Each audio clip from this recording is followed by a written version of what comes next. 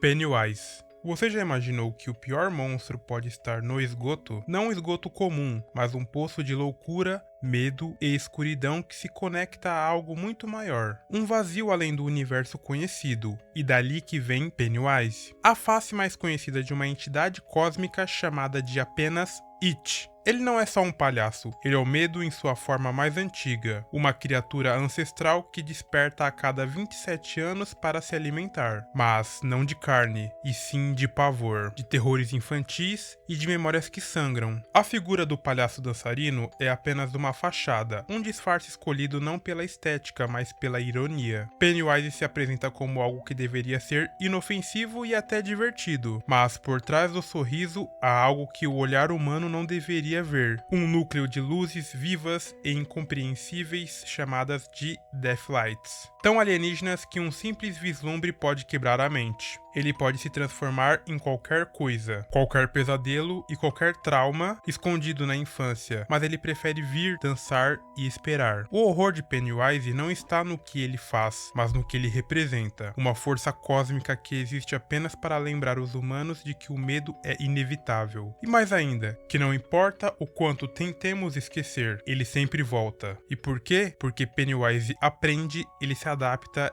e ele vai esperar até que essas crianças cresçam, até que o medo volte a ter espaço. Ele não precisa estar perto, ele só precisa que você se lembre, porque no fim, o pior tipo de horror não é aquele que grita no escuro, é o que sorri de volta. A Coisa. Na obra do Enigma de Outro Mundo, temos uma criatura chamada de A Coisa, que vai numa direção totalmente diferente do horror cósmico. Aqui, essa criatura tem uma ameaça em dobro, pois além de levar perigo à vida das suas vítimas, ele tem a capacidade de roubar as suas identidades. Tudo se passa na Antártida, com uma equipe de pesquisa. Os pesquisadores estavam analisando um organismo que mostra a capacidade de absorver seres e em seguida replicar com uma perfeição assustadora tudo, inclusive suas memórias, manias e gestos mais íntimos. O que torna a coisa um verdadeiro horror cósmico não tem relação com a aparência grotesca desse ser ou com suas sanguinolências apresentadas, mas o verdadeiro horror é a dúvida corrosiva. Quem é você se tudo que te define pode ser copiado? O alienígena deforma-se em formas grotescas e instáveis, mas sua ameaça maior é filosófica. Ele desmonta nossa noção de identidade, já que nem mesmo a própria vítima teria conhecimento da substituição. Se uma criatura pode se passar por você sem que ninguém perceba, o que ainda é o você? A coisa se escancara, mostrando que a identidade do ser humano é um padrão, uma espécie de código que pode ser copiado, tipo um Ctrl+C, Ctrl+V. Tudo a respeito do alienígena fica desconhecido. Sabemos apenas que ele segue um conjunto de normas desconhecidos pelos seres humanos e que corrompe nossa ideia de individualidade. A cena icônica do teste de sangue mostra a perca total da confiança. Amigos se tornam estranhos e o medo deixa de ser sobre apenas na criatura. É sobre o que ela destrói, o elo humano e da confiança. Talvez o ser humano seja apenas um conjunto de dados, fácil de replicar, e a individualidade uma ilusão confortável que usamos para viver em sociedade. O Rei de Amarelo. Imagine uma história tão perigosa que apenas lê-la é um risco, não por conter violência, mas por abrir portas que deveriam permanecer fechadas. Essa é a essência do Rei de Amarelo, uma entidade espectral ligada a uma peça teatral proibida, cuja leitura arruína a mente. O primeiro ato parece inofensivo, mas quem ousa ultrapassá-lo se perde um labirinto sem volta, onde a realidade se dobra, a sanidade se desfaz e a presença do rei se torna inevitável. Vestido com trapos amarelos e uma máscara sem expressão, ele é mais do que um ser, é um símbolo vivo da decadência mental, representando a falência da razão. Habita Carcosa, uma cidade que talvez nem exista. É um lugar onírico, apodrecido, onde o tempo e a lógica se desfazem como um papel molhado. O rei não ataca, ele contamina. Sua influência não vem com gritos ou perseguições, vem como um sussurro, um incômodo que cresce, uma ideia que não sai da cabeça. E então vêm os sonhos, então as visões, então você não sabe mais o que é real. O horror do Rei de Amarelo não está na sua aparência, mas na contestação de que a mente humana é frágil demais para suportar certas verdades. Ele é o lembrete de que a sanidade é uma construção artificial, uma linha tênue que separa o cotidiano do abismo, e basta uma palavra mal colocada, uma página virada a mais para que essa linha se rompa, e quando isso acontece, o rei sorri, ou talvez não, ou talvez ele nunca tenha estado ali, talvez ele seja você. The Empty Man. O Mensageiro do Último Dia é uma das obras recentes mais marcantes para o horror cósmico. Você já sentiu um calafrio ao ouvir uma lenda urbana? Sopre numa garrafa, numa ponte e ele virá. No primeiro dia, uma sombra. No segundo, ele se aproxima. No terceiro, você desaparece. O Homem Vazio começa como uma história de terror folclórico, mas se transforma num mergulho filosófico sobre o que é a consciência. O protagonista é um ex-detetive que investiga o desaparecimento de uma garota e descobre algo assustador. Sua própria vida é falsa. Suas memórias, sua dor, sua identidade, tudo foi implantado para prepará-lo como um receptáculo. O filme propõe que nossa consciência não é algo gerado pelo cérebro, mas um sinal captado de outro plano, como uma frequência de rádio. Isso nos deixa vulneráveis. Se somos apenas receptores, quem está transmitindo e o que acontece quando o transmissor muda? A revelação de que o protagonista é o próprio Homem Vazio, ou melhor, seu corpo agora nos força a confrontar a ideia de que o eu é uma construção frágil, facilmente desmontada por uma força que nós não compreendemos. Essa narrativa sombria explora a fragilidade da consciência humana diante de entidades além da nossa realidade. A lenda do Homem Vazio, ativada pelo ritual da garrafa, sugere que forças atemporais tentam habitar corpos humanos, usando-os como portais. O filme insinua que através da história, algumas pessoas notaram essas entidades, interpretando-as como deuses, demônios ou seres extraterrestres, tudo dependendo do contexto e da cultura. Tais entidades transcendem o espaço-tempo comum, sendo representadas por nós apenas por meio de construções mentais limitadas. A nossa existência é um breve eco de algo muito mais vasto e alienígena.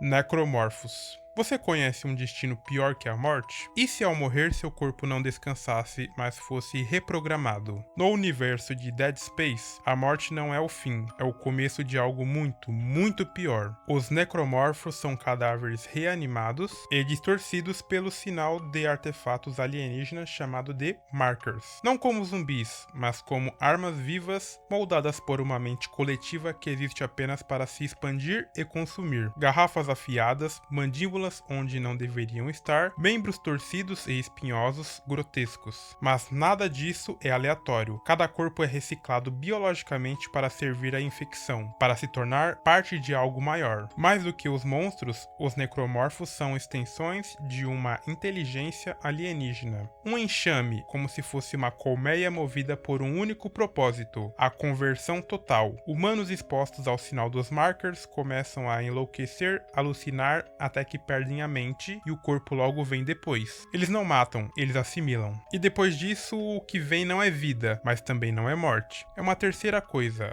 uma espécie de escravidão biológica sem alma, onde sua carne é apenas matéria-prima e sua identidade é completamente apagada, substituída por apenas um instinto. O verdadeiro horror dos necromorfos não está em sua forma, está na sugestão de que o corpo humano é facilmente reaproveitável, você não foge da infecção, é apenas desmontado como peças de uma máquina orgânica, porque no fim, o marker não quer matar você, ele quer você de volta, mas diferente.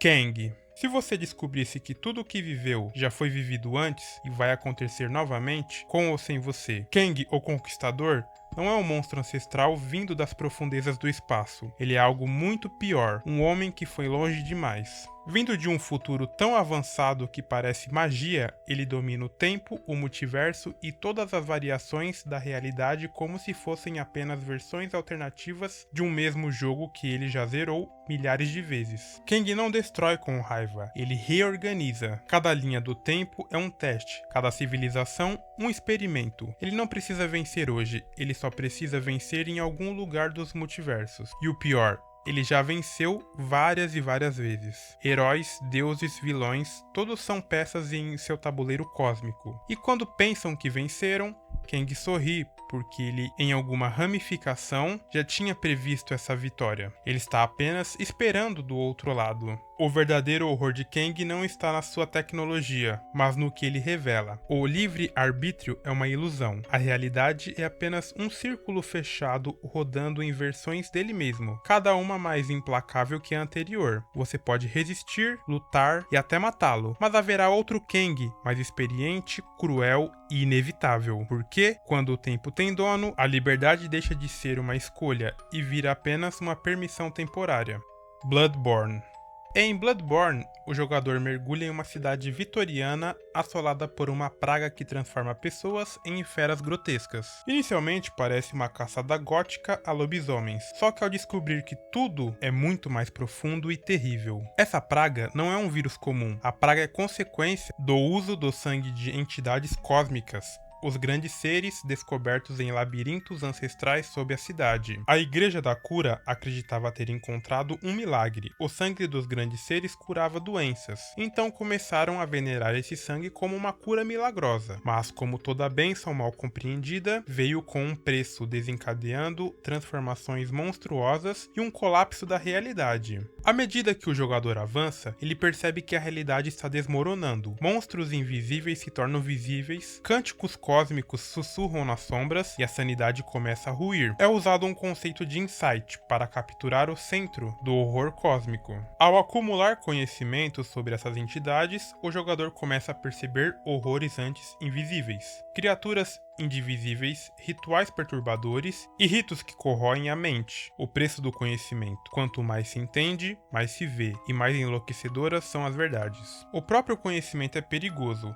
À medida que a compreensão da verdadeira natureza da realidade se aprofunda, a sanidade se desintegra. A humanidade não é o ápice da evolução, é apenas um degrau em uma escala cósmica. Os que buscam a ascensão seguem caminhos macabros. Ingerem sangue, implantam óleos no cérebro, fazem rituais que envolvem o nascimento de novos deuses, e os finais são todos inquietantes, mas um deles se destaca, tornando-se um novo grande ser. É a negação final da humanidade. O jogo não oferece redenção, apenas ciclo de ignorância, violência ou transformação. A mensagem é clara: o terror cósmico não destrói o corpo, mas desmonta o ego e a identidade. Nas Montanhas da Loucura.